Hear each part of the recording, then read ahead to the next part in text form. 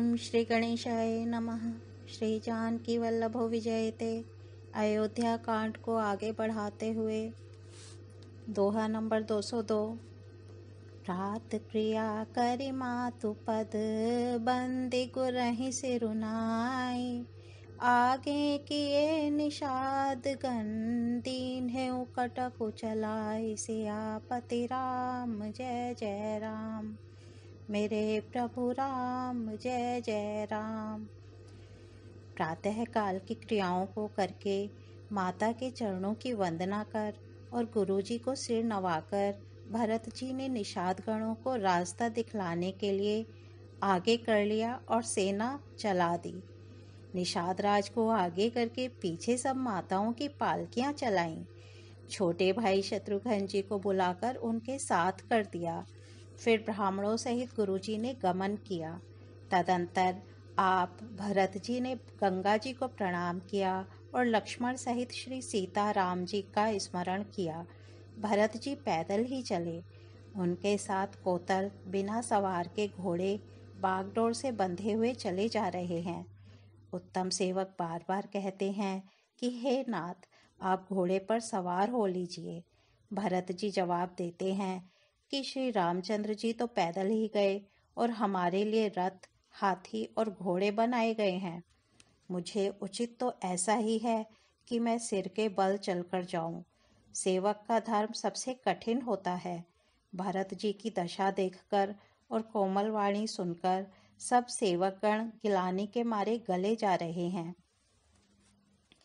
भरत तीसरे पहर कहें, कीन्ह प्रवेशु प्रयाग। कहत राम सिय, उमगी उमगी अनुराग। सियापति राम जय जय राम, मेरे प्रभु राम जय जय राम।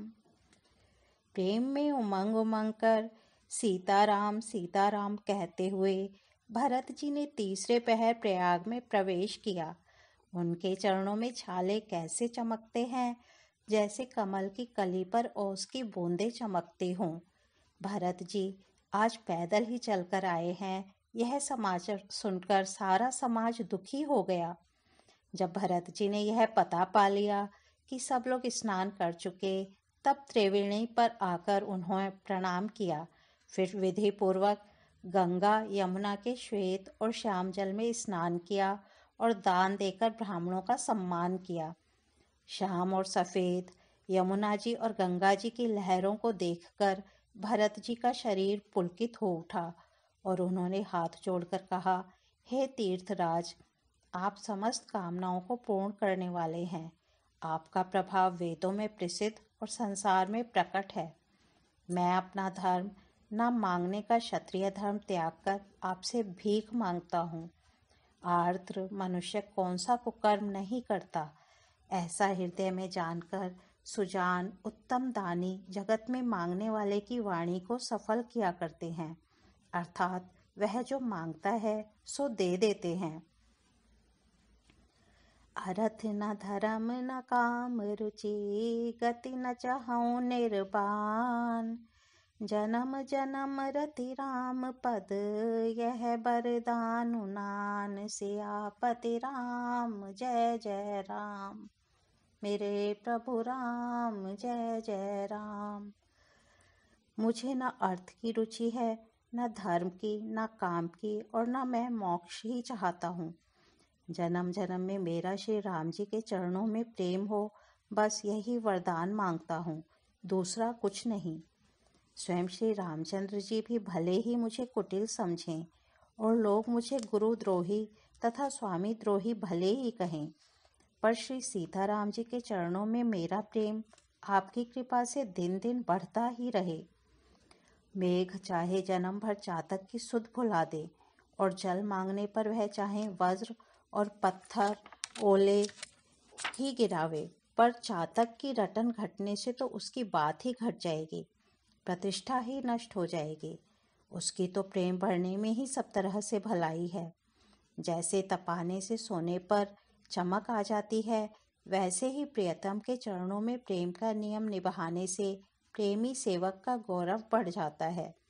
भरत जी के वचन सुनकर बीच त्रिवेणी में से सुंदर मंगल देने वाली कोमल वाणी हुई। हे तात भरत, तुम सब प्रकार से साधु हो। श्री रामचंद्र जी के चरणों में तुम्हारा अथाह प्रेम है। तुम व्यर्थ ही मन में गिलानी कर रहे हो। श्री रामचंद्र जी को तुम्हारे समान प्रिय कोई नहीं है।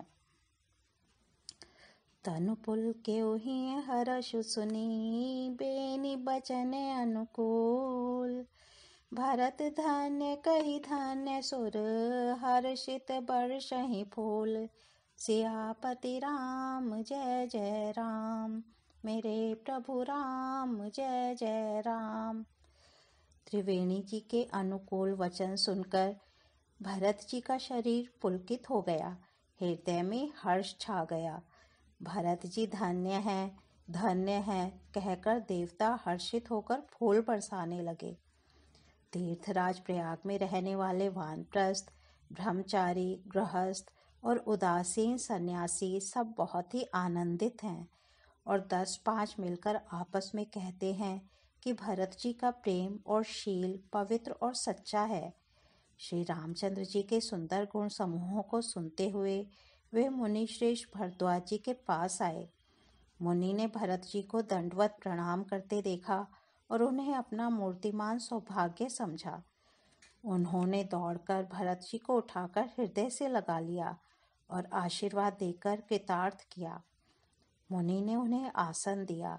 वे सिर नवाकर इस तरह बैठे मानो भागकर संकोच के घर में घुस जाना चाहते हैं।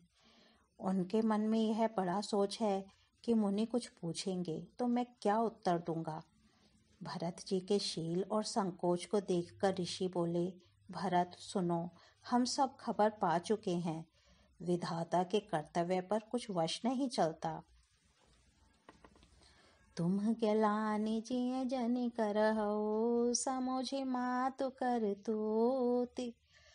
तात के कही दोष नहीं, गई किरामति धोती। सियापति राम जय जय राम, मेरे प्रभु राम जय जय राम। माता की करतूत को समझकर याद करके तुम हृदय में गिलानी मत करो। हे तात, कैकई का कोई दोष नहीं है। उसकी बुद्धि तो सरस्वती बिगाड़ गई थी। यह कहते भी कोई भला न कहेगा, क्योंकि लोक और वेद दोनों ही विद्वानों को मान्य है।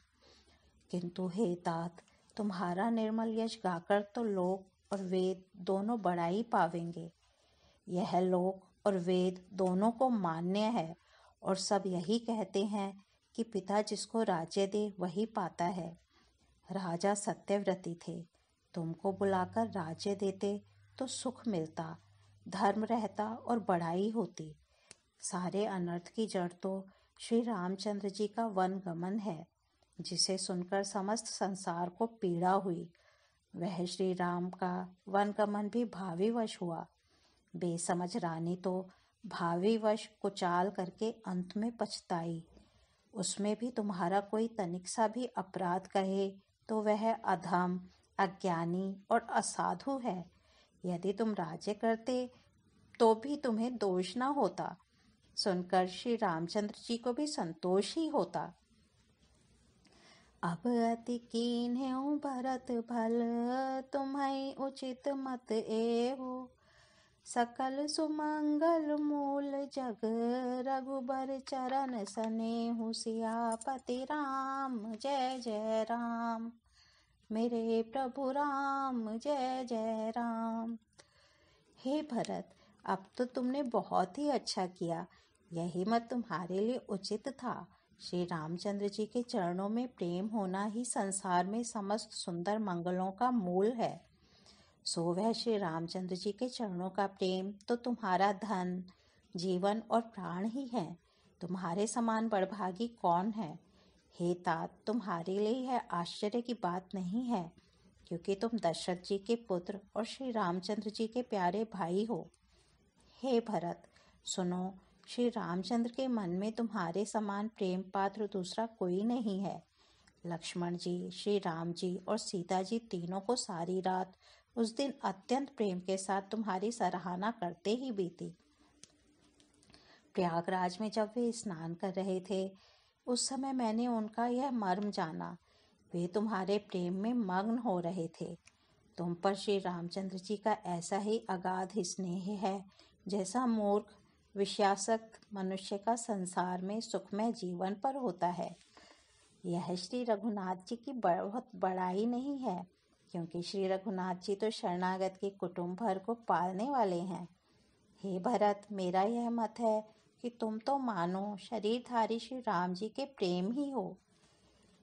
तुम कह भरत कलंक यह, हम सब कह उपदेश।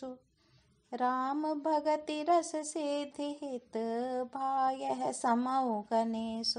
सियापति राम जय जय राम, मेरे प्रभु राम जय जय राम। हे भरत, तुम्हारे लिए तुम्हारी समझ में यह कलंक है, पर हम सबके लिए तो उपदेश है।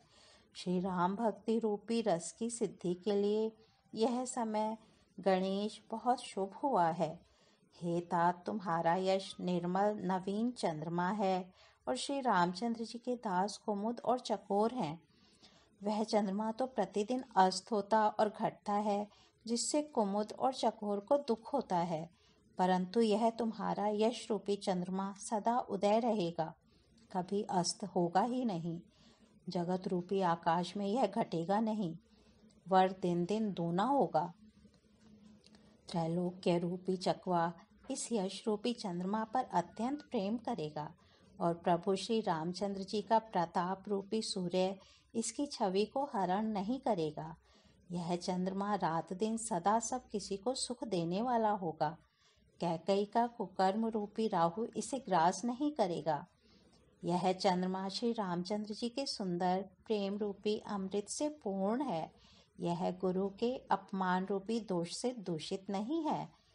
तुमने इस यश रूपी चंद्रमा की सृष्टि करके पृथ्वी पर भी अमृत को सुलभ कर दिया। अब श्री राम जी के भक्त इस अमृत से तृप्त हो लें। राजा भगीरथ गंगा जी को लाए, जिन गंगा जी का स्मरण ही संपूर्ण सुंदर मंगलों की खान है। दशरथ जी के गुण समूहों का तो वर्णन ही नहीं किया जा सकता, अधिक क्या जिनकी बराबरी का जगत में कोई नहीं है। जासु सनेह सकोच बस, राम प्रकट भय आए। जे हर ही नैनानी कबहू, निरखे नहीं अघाई। सियापति राम जय जय राम, मेरे प्रभु राम जय जय राम।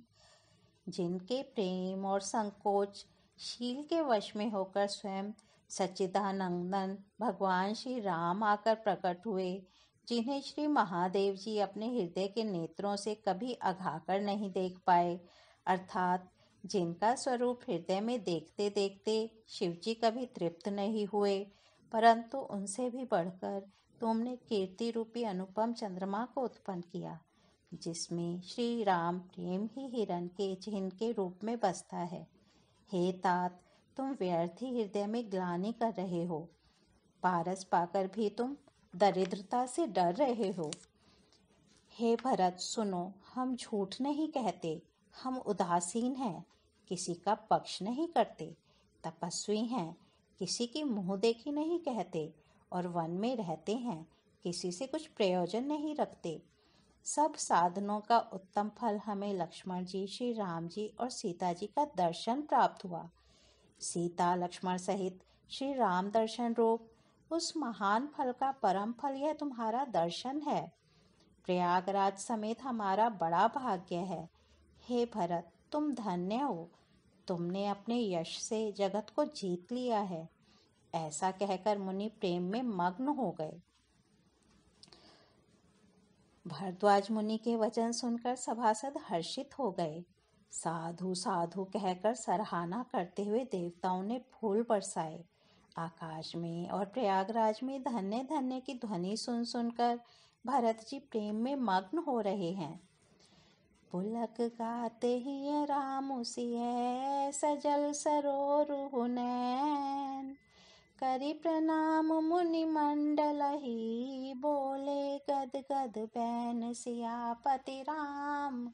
जय जय राम मेरे प्रभु राम, जय जय राम। भरत जी का शरीर पुलकित है, हृदय में श्री सीताराम जी हैं और कमल के समान नेत्र प्रेमाश्रु के जल से भरे हैं। वे मुनियों की मंडली को प्रणाम करके गदगद वचन बोले। मुनियों का समाज है और फिर तीर्थ राज है।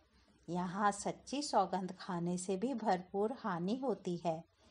इस स्थान में यदि कुछ बनाकर कहा जाए तो इसके समान कोई बड़ा पाप और नीचता ना होगी।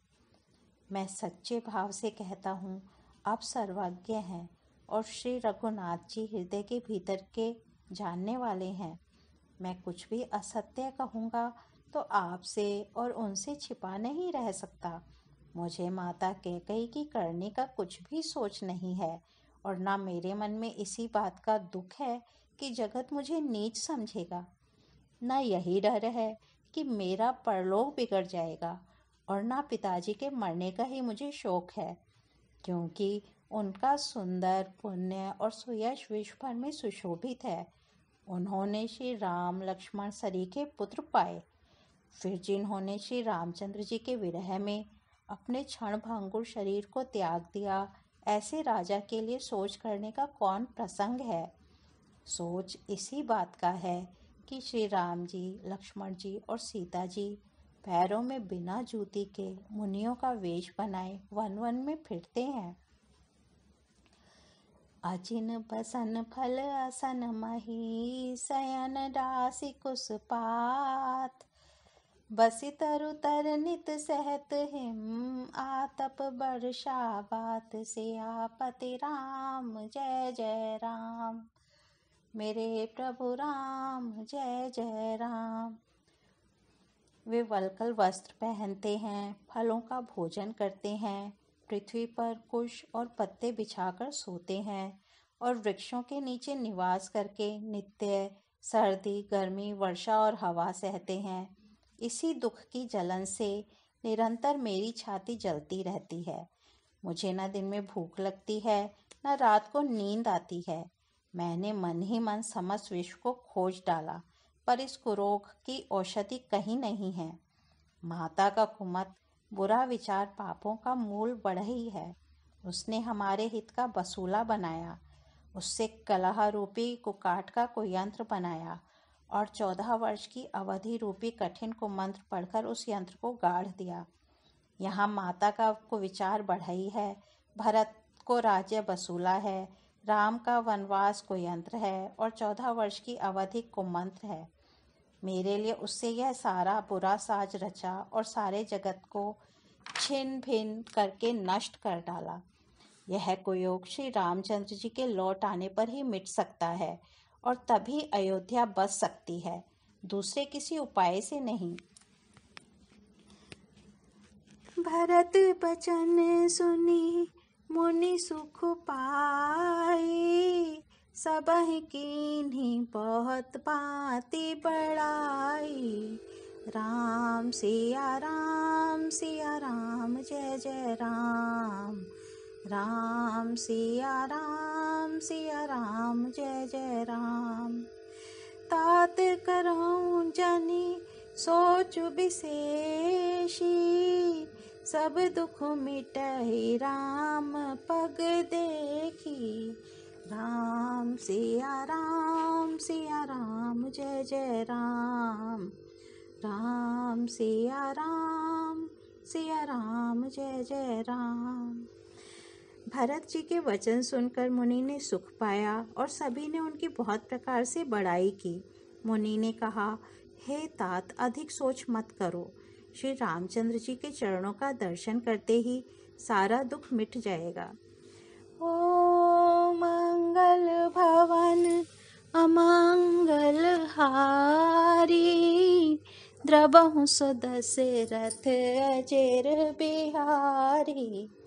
राम सिया राम जय जय राम। राम सिया राम जय जय राम। आज अयोध्या कांड को यहीं विराम देते हैं, कल इसके आगे बढ़ेंगे। धन्यवाद।